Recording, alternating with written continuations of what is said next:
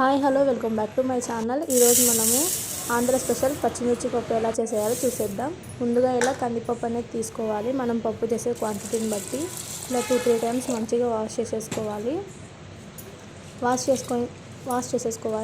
తర్వాత వచ్చేసి తగినన్ని వాటర్ అనేది వేసుకోవాలి. నేనైతే ముద్దపప్పు లాగా గట్టిగా చేస్తున్నాను అనమాట పచ్చిమిర్చి పప్పు. తర్వాత కొంచెం పసుపు వేసుకోవాలి.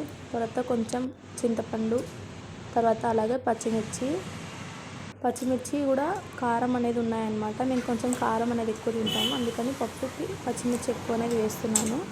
మీరు ఎంత తింటారో దానికి తగ్గట్టు వేసుకోండి. తర్వాత 4 లేదా 5 టమాటాలు అనేది వేసుకోవాలి. టమాటాలు ఎక్కువ వేసుకున్నాను అనమాట, పచ్చిమిర్చి పప్పు అనేది టేస్ట్ ఉంటుంది. తర్వాత ఒక చిన్న సైజు ఆనియన్ కట్ చేసేసుకోవాలి. కొంచెం ఆయిల్ అనమాట, పొంగు రాకోకున్నట్టు ఉండడానికి. తర్వాత కొంచెం కర్రీ లీవ్స్ అనమాట. ఇలా అన్నీ వేసిన తర్వాత ఒక 4 విజిల్స్ వచ్చే వరకు, నాకైతే 4 విజిల్స్ వస్తేనే పప్పు ఉడుకుతుంది అనమాట. మీకు ఎలా ఒక 2 విజిల్స్ వచ్చిన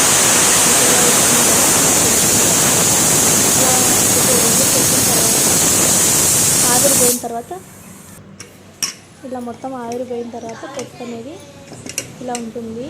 ఇప్పుడు మనం దీంట్లో ఉండే ఎసరంతా ఉంచేసుకొని పప్పునంతా కొంచెం సాల్ట్ అనేది వేసుకొని మొత్తం అనేది రామేసుకోవాలి పప్పుని. ఆంధ్ర సైడ్ అయితే స్పెషల్ అనమాట ఈ పచ్చిమిర్చి పప్పు అనమాట. ఎవరైనా తెలియని వాళ్ళంటే నేను చేసే విధంగా ట్రై చేయండి. చాలా అంటే చాలా టేస్ట్ ఉంటుంది అనమాట. పొట్టికారం పప్పు కన్నా ఈ పచ్చిమిర్చి పప్పు చాలా టేస్ట్ ఉంటుంది అనమాట. ఇలా మంచిగా మెదిగిపోయిన తర్వాత ఇప్పుడు దీనికి తిరువాత అనేది వేసుకోవాలి. ఇలా కొంచెం కడాయి పెట్టేసుకొని ఆయిల్ అనేది వేసుకొని ఇలా ఎల్లిపాయ దంచి వేసుకుంటే టేస్ట్ అనేది బాగుంటుంది అనమాట. ఎల్లిపాయ మొత్తం ఎర్రగైన తర్వాత జీలకర్ర, ఆవాలు, ఉద్దిపళ్ళు, పప్పు దినుసులు అనేది వేసుకోవాలి.